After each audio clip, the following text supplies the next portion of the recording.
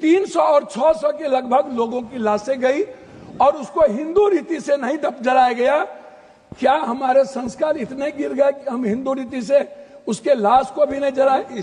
तो मैं चाहता हूं कि लगभग बाबा और नागा जो नेता वहां जाते हैं और जो बड़े पैसे वाला, उनको भी डुबकी लगा के मर जाना चाहिए ताकि इन लोगों का कल्याण हो जाए, ये मोक्ष पे चढ़ जाए। भैया सुनिए। नमस्कार, आदाब, आप देख रहे हैं खबर अड्डा और मैं हूं आपके साथ सुंबलीरम। दोस्तों, संसद में पप्पू यादव ने ऐसे खुलासे कर दिए हैं जो चौंकाने वाले हैं। इसके अलावा धीरेन्द्र शास्त्री पर जमकर हमला बोला है। पंडित धीरेन्द्र शास्त्री के मोक्ष वाला जो बयान था उस पर निशाना साधते हुए पूर्णिया से सांसद पप्पू यादव ने कहा, ऐसे बाबा और महाकुंभ में जाने वाले नेताओं एवं पैसे वाले लोगों को डुबकी लगाकर मर जाना चाहिए और मोक्ष की प्राप्ति कर लेनी चाहिए। तो कैसे क्या क्या खुलासे पप्पू यादव ने किए हैं जिसे संसद में हंगामा मच गया, सब आपको इस वीडियो में बताएंगे, तो आप हमारे साथ अंत तक बने रहिएगा। साथ ही पप्पू यादव के भाषण का पूरा अंश आपको सुनाएंगे। दोस्तों, हम सभी जानते हैं कि महाकुंभ में हुई भगदड़ को आज 8 दिन हो गए और अब तक किसी को नहीं पता कि महाकुंभ में कितनी मौतें हुई और कितने लापता हैं। तरह तरह के आंकड़े हर रोज आ रहे हैं। आज जो अखाड़ा परिषद से जुड़े एक शख्स ने एक और बड़ा खुलासा कर दिया है। महाकुंभ से उज्जैन लौटे अखाड़ा परिषद के स्थानीय अध्यक्ष ने भगदड़ में 700 से 800 लोगों के दबने का दावा किया है। संसद में भी हर दिन दोस्तों लगातार विपक्ष की तरफ से यह सवाल पूछा गया कि मरने वालों के आंकड़े तो बताओ, लेकिन यही वो सवाल है जिसका जवाब डबल इंजन की सरकार नहीं देना चाहती है। अब चाहे वो अखिलेश यादव हो, राहुल गांधी हो, संजय राउत हो, खड़गे हो या फिर पप्पू यादव या फिर ओवैसी, हर कोई इस मामले पर कड़ा प्रहार कर रहा है, सवाल उठा रहा है।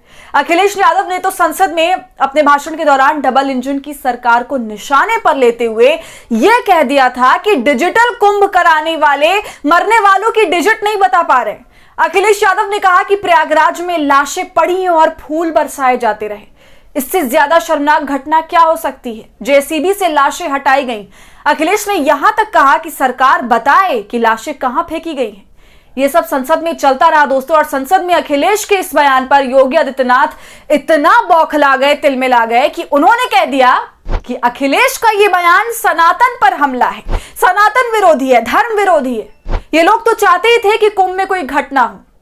तो दोस्तों, हमारा सवाल यह है कि अब कुंभ में भगदड़ मची, बहुत सारे लोगों की मौत हुई और मौतों पर सवाल पूछना सनातन विरोधी कैसे हो गया? लेकिन योगी तो योगी हैं और अब पप्पू यादव भी कुछ ऐसे ही सवालों के साथ प्रकट हो गए। यूपी सरकार पर हमला तो उन्होंने बोला ही, इसके साथ धीरेन्द्र शास्त्री जैसे बाबाओं को भी धो डाला। तो पप्पू यादव ने और भी बहुत कुछ कहा है, वो विस्तार से बताने से पहले आपको बता दूं कि योगी सरकार की तरफ से भगदड़ के 17 घंटे बाद यानी 29 तारीख की शाम पहली बार और आखिरी बार जो आंकड़े दिए गए थे वो 30 मौतों के आंकड़े थे। 60 लोगों के घायल होने की सूचना थी। शुरुआती कई घंटों तक तो सरकारी मशीनरी इतने बड़े हादसे को अफवाह बताकर खारिज करने की कोशिश करती रही। यहां तक कि योगी आदित्यनाथ ने भी कहा था सुबह 10:30 बजे अफवाहों पर ध्यान न दें। तो दोस्तों, इतने दिन बीत गए हैं लेकिन सवाल अभी तक वहीं पर कायम है। तो अब क्या करेगी सरकार? मरने वालों की लिस्ट कब जारी करेगी? कब तक लोग अपने परिजनों को कुंभ में ऐसे ही ढूंढते रहेंगे? कब तक उनकी लाशों के लिए तड़पते रहेंगे? और योगी सरकार सिर्फ मुआवजे का झांसा देकर बात को टालती रहेगी, अपनी नाकामी का ठीकरा विपक्ष पर फोड़ती रहेगी। इसके अलावा सोशल मीडिया पर तो भगदड़ को लेकर कई तरह के आंकड़े सामने आ रहे हैं। अलग अलग वेबसाइट के हवाले से आ रहे हैं। कोई छाप रहा है कि 1500 लोग लापता है, कोई नेता बयान दे रहा है कि हजारों लापता है, कोई दावा कर रहा है कि इससे भी कहीं ज्यादा लोग गायब हैं, मर गए हैं। तो भाई, ये काम तो सरकार का है, लिस्ट जारी करे और कयासों का जो है उस पर विराम दे, बताएं कि ये लापता है और ये गायब है और इनकी मौतें हुई। 7,000 करोड़ खर्च करके महीनों पहले से महाकुंभ की तैयारियों का ढिंडोरा पीटने वाली सरकार मौतों के आंकड़ों को क्यों छिपाने पर उतारू है? इतनी बड़ी नाकामी पर पर्दा डालने के लिए योगी और बीजेपी की मशीनरी इस घटना में सनातन के खिलाफ साजिश का नाम क्यों बता रही है? जी हां दोस्तों, जब खुद के पास कोई जवाब नहीं बचा तो एक नई कॉन्स्पिरेसी खड़ी की जा रही है, एक नया नैरेटिव गढ़ा जा रहा है कि ये जो कुछ भी हुआ वो सब कुछ एक साजिश थी और इसके पीछे अब हमारी टीम लग गई है जांच करने में। तो देख लीजिए उसे एक सवाल से भागने के लिए कितनी तरह की नौटंकी पूरी तरह से की जा रही है। और अब इसी मामले पर पप्पू यादव ने संसद में बवाल काट दिया। सबसे पहले तो उन्होंने इस बात पर शक जाहिर किया कि कैसे महाकुंभ भगदड़ में 30 लोगों के मारे जाने की पुष्टि यह आंकड़ा यूपी पुलिस ने 17 घंटे के बाद जारी किया। तो ये आंकड़े हमेशा से संदेह के घेरे में रहे, यूपी के सीएम योगी सवालों के घेरे में रहे। इसी पर निर्दलीय सांसद पप्पू यादव ने लोकसभा में मौतों की संख्या गिनाकर जमकर वार किया है। इसके बाद उन्होंने धीरेंद्र शास्त्री वाले बयान पर भी जबरदस्त हमला बोला, जिससे संसद में बैठे सभी सत्ता पक्ष वाले पप्पू यादव पर चिल्लाने लगे, हंगामा करने लगे। पहले आप सुनिए वो क्या कुछ कह रहे हैं। मैं एक बाबा का नाम नहीं लूंगा लेकिन कोट करता हूं।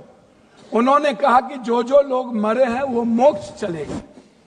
तो मैं चाहता हूं कि लगभग बाबा और नागा और जो नेता वहां जाते हैं और जो बड़े पैसे वाला, उनको भी डुबकी लगा के मर जाना चाहिए ताकि इन लोगों का कल्याण हो जाए। ये मोक्ष पे चले जाए। भैया सुनिए, मोक्ष में चले जाएं।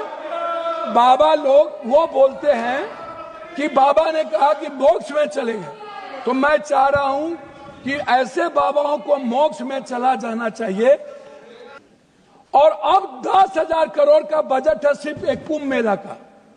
जब नेहरू जी के समय कुंभ में लोग मरे थे तो गिनती थी। जब दुनिया में सोशल मीडिया, इतने बड़े मीडिया प्लेटफॉर्म पे इतना बड़ा बड़ा हमारा मीडिया है, सब कुछ है, एक बार गिनती नहीं हुई। जबकि 600 से लगभग लोगों का कहना है, वहां आंखों देखे, मेरा नहीं कहना है, कि 300 और 600 के लगभग लोगों की लाशें गई और उसको हिंदू रीति से नहीं जलाया गया। क्या हमारे संस्कार इतने गिर गए कि हम हिंदू रीति से उसके लाश को भी नहीं जलाए? इस जानकारी का कोई आधार है? अब मैं दूसरी बात नहीं करूंगा। तो सुना आपने दोस्तों कैसे पप्पू यादव ने धीरेंद्र शास्त्री का नाम लिए बिना ही उसकी खटिया खड़ी कर दी और कह दिया कि वो खुद मोक्ष की प्राप्ति कर ले। इसके अलावा उन्होंने मरने वालों का आंकड़ा 600 बता दिया। इस आंकड़े पर दोस्तों मैं आपको खबर दिखाना चाहूंगी जो कि एक चश्मदीद गवाह का बयान है। देखिए भास्कर की खबर है, प्रयागराज कुंभ भगदड़ में मरने वाले बड़ी संख्या में। रामेश्वर दास कहा मौत तो काफी हुई, प्रत्यक्ष देखा 2 घंटे तक 50 एम्बुलेंस से श्रद्धालुओं को पहुंचाया गया। आगे देखिए क्या लिखा है। इधर मौनी अमावस्या का स्नान करके उज्जैन लौटे अखाड़ा परिषद के अध्यक्ष ने दावा किया कि करीब 700 से लेकर 800 लोग भगदड़ में दबे थे।